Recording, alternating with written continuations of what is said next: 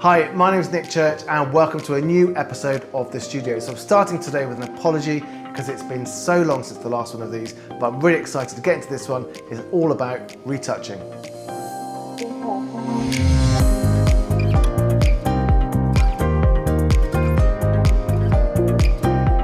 So why do we need retouching? Well, we need retouching because modern high-end cameras pull out punishing levels of detail in our subjects' faces, especially if they're quite big in the scene. So we're not talking about facial features, we're talking about blemishes, complexion, spots, eye bags, wrinkles, all of those things that we wish would be pushed away a little bit in the photo and hidden slightly. Now we don't want to do it too much, so the art of retouching is about doing it just enough that it makes the client really happy with the appearance, but we leave enough of those bits in that are the character of our subjects. So our lines, our creases, that's the character. If you get rid of that, then you lose the whole spark of that image. Retouching covers a variety of techniques. We're going to focus today on skin smoothing. Now listen, you can use Lightroom to do retouching, including skin smoothing, and if you're doing a wedding or any other process where you have very many images, then that workflow is much more efficient.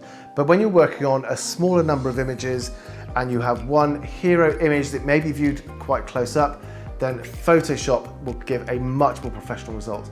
Now the reason it's so much better is it supports a process called frequency separation.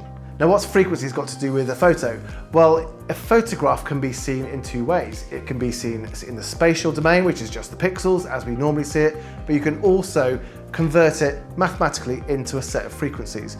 Now you don't need to know too much about this other than the high frequencies are detail, texture, things like hair and edges, all those sharpy bits to the photo. The lower frequencies are the base layer things like tone, colors, the exposure of the image. Now the reason Photoshop is so good is it lets you split the image into high frequency and low frequencies, and you can have those two things on different layers, which means you can treat them separately, and that's what gives us the really high-end result. So we're going to go into Photoshop and I'll show you step by step how we do this frequency separation process for skin smoothing. I'm just going to start in Lightroom though, because I want to show you how you do it in there and the limitations of that tool compared with the much better results you can get in Photoshop. So here's the image we're going to work on today. This is a beautiful portrait of one of my clients and it's been edited in Lightroom, but I've taken off all of the retouch that I did in Lightroom. So what I love about this picture is got a really natural expression. It's got such character and life in it, and it's just, that's what makes the picture. And so when we're retouching it, we really want to make sure we don't push any of that stuff away too much. Okay, so that's the retouch that I did in Lightroom. So comparing the two, we have untouched, retouched in Lightroom. Now, this is absolutely fine, and if you've got lots and lots of images to do, this is the only practical way to do it. This only takes me a minute or so maybe to do, and if you would like details of how I did that in Lightroom, then it may be covered in a future episode of The Studio, but it's also taught in my Lightroom Master workshop, which runs over Zoom or here in the studio, so there's details of that in the description. So zooming in, we can see that the skin is smoother around here. A lot of the blemishes you can't see anymore, but also you can see that Lightroom is a pretty blunt instrument. It's taken away all of the skin texture and it's just left just smooth areas behind. And as I said, viewed from a distance, it's fine, but when it's up close, it doesn't look as professional. And now I'm going to show you a sneak preview of the Photoshop version that we'll be creating.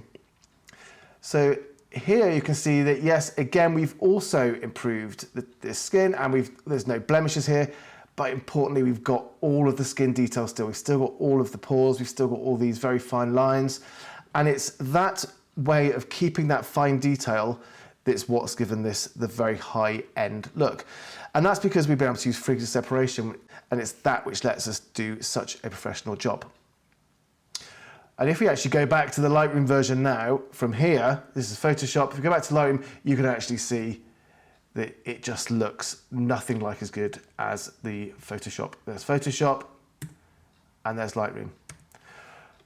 All right, so we're going to go back to the original image and we're now going to load this into Photoshop and we will take it on from there, and I'll show you a step-by-step of how we do that frequency separation smoothing. So here we are in Photoshop. Now we're going to be using a few layers and a couple of different blend modes. So if you're not familiar with those terms, then you might be interested in my Photoshop Essentials workshop. That again runs by Zoom or in my studio here. So the details are in the description again for that one if you're interested. But if you don't know that stuff, then you can still follow along. This isn't particularly complicated in regards to those masks and layers and areas like that. So you should be able to follow along just fine. The first thing we need to do is we've got our image as a background layer. We're going to duplicate that a couple of times because we need to have these different high frequency, low frequency areas in different layers. So to duplicate a layer, the easiest way is just to drag that into the plus sign here. So we're going to do one, we're going to grab it again, and we're going to drop it into the plus sign again. So we've got 2 extra copies. Okay, this is always good practice in Photoshop because it means that the background layer is left untouched, so you can always go back to where you started from. All right, so we're going to call this one low frequency, if I can spell it, low frequency color. Let's say color and tone. This one we're going to call high frequency, so that one's going to be high frequency. And we'll just call that texture. So that reminds us what the high frequency area is important. The textures are going to be important in there, and in the low frequency, it's going to be full of the color and tone information. So that just helps us remember that. So the first thing we need to do is we need to prepare these 2 layers. So at the moment, they're just copies of the background layer, but we need to have high frequency information in here and low frequency information in here. So we're going to start with the low frequency. So we're just going to hide that top one, so we're now just looking at the low frequency layer. So what we need to do, we need to just take away from here all of the edges, texture, detail from this image. That will leave the low frequency information. So how do you get rid of texture, detail, and edges? You blur it. That's right, so we're going to go to the filter section, we're going to blur, and we're going to use a Gaussian blur, which is one of the most natural types of blur, especially for things like this. So the amount that we blur depends on the image, but for this stage, I would always go with between 8 and 10, so something like that. What we want to do, if you click on to the subject, a portion of subject that it shows in here, we want to get to the point where the blemishes and stuff have just disappeared at this point. So something like that. Okay, so that's nice and smooth around there. Maybe a touch more, there we go. Okay, if I apply that, then that's going to apply that across that whole image. So that low frequency layer is now just a bit blurry, but that's removed all of the high frequency stuff. So what we need to do with this bit is we need to create just the high frequency bits. So what we can do to do that is, if you think about it, we've got the original layer here, which is this one, because it's just a copy of the background. If we subtract all of that low frequency information, then we'll be left with just the high frequencies. So to do that, we go to Image, Apply Image, and this lets us apply those sorts of transforms. So we don't want to merge layer, we want to select the layer below, which was the color and tone, because we want to take that one away. We don't want normal, we want to do a subtract operation. Now you'll also have these 2 boxes, so you want to make sure you've got scale as 2 in here. That just means it's going to average out the result. And 128 means it's going to keep around this gray, which is what we want for the next bit. So you'll end up with that image there. Now what that's showing is, it looks a bit weird, but basically it's all of the detail from the original image. So what we do with that, because it's based on gray, we can use the linear light blend mode, and that takes you, any white bits will be passing through to the next layer, so that the edges and those textures are going to come through to the layer below, and the darker bits are not. Gray bits won't be affected. Now, what we end up with is we have high frequency information in this layer, the low frequency information in that layer, and using linear light to blend between them, we get back to our original image.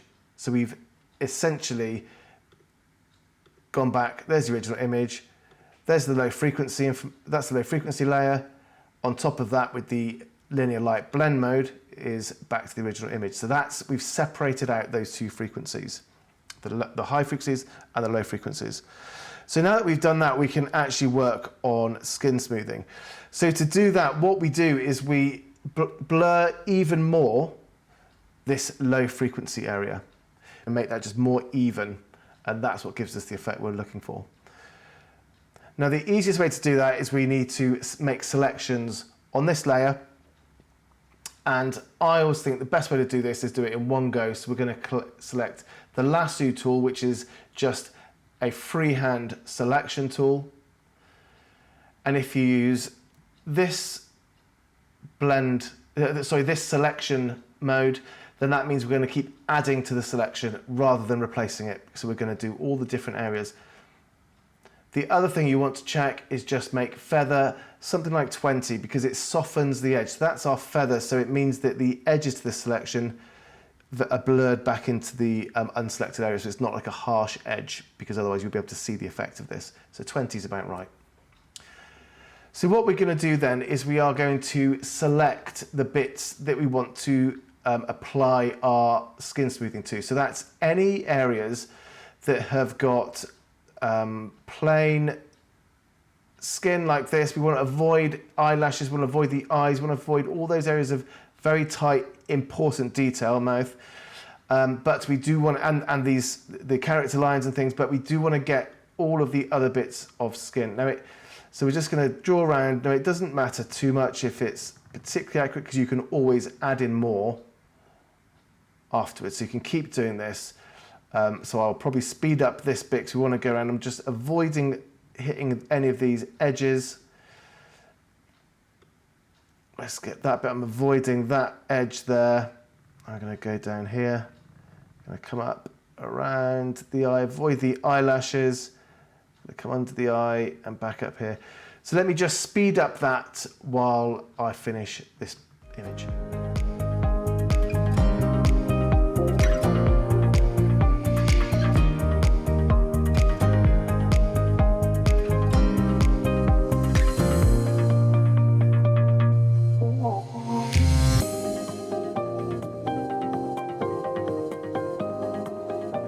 Welcome back. So you should have something that resembles this.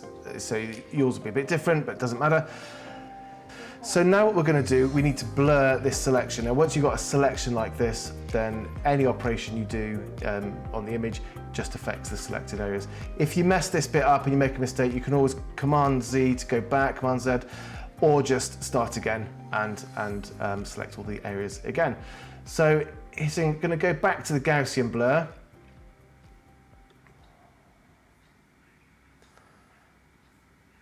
And this time we are going to go to about somewhere between, normally it's between 20 and 40, something like that. You don't want to go too far. If you go too far, you end up with looking very, very flat, and that isn't what we want at all. So what you actually do want though is you probably want the effect to be a bit stronger than you'll end up with, because it means we can blend at the final stage to get it just as we want it. So we can always take the effect away in the last stage, but we can't add it in, we can't make it a bit stronger again. So just make it probably a bit more than you think is right, which I reckon that's probably about there. That'd be fine. Okay. So I'm going to hit OK on the Gaussian blur. And once this is still selected, so if you do Command D or select, deselect, it's the same thing, just to remove all those selection lines. And that's smooth those areas that we put into the selection. That's smooth those completely, but because the high frequency information was untouched, we've still got these really excellent skin texture remaining. And that's what makes this such a powerful technique. All right, now one final thing, as I just alluded to, we can back this off a little bit. If you think that this is a little bit too heavy, what we're going to do is we are going to combine these two. Now we could be non-destructive or at this point, so we could just group it. So let's do group from layers on those two. We're going to call that the smoothed skin group. And now if we just change the opacity between of the smooth skin group and the background layer, we're going to be able to push back or pull forward that effect, and we can get it just as we want it. So if we go right the way to 0, then we've got none of the effect at all, or we can start to bring it back in until we're happy where it is. And that's why I said when we do that Gaussian blur, the last stage, you kind of want it to be a bit heavier than you need, because you can always then back it off a little bit. So that's about right to me. That's looking good there. Take it back slightly off, and you do find that once you've got it right, just nudge it down a little bit. So this is back in Lightroom now. If we compare that to the original, we can see the effect that the skin smoothing has had in Photoshop, and it's just done a great job at making it nice and smooth, but without losing any of the character or the skin texture, compared with the Lightroom Retouch, which has just smeared the skin completely and taken all the detail away, and doesn't really stand up to this close inspection as that one does. All right, any questions or comments, please do post them below. I answer everyone. And any more suggestions on future topics for the studio, let me know in there as well, and I'll add it to the list. All right, thank you. I'll catch up with you next time.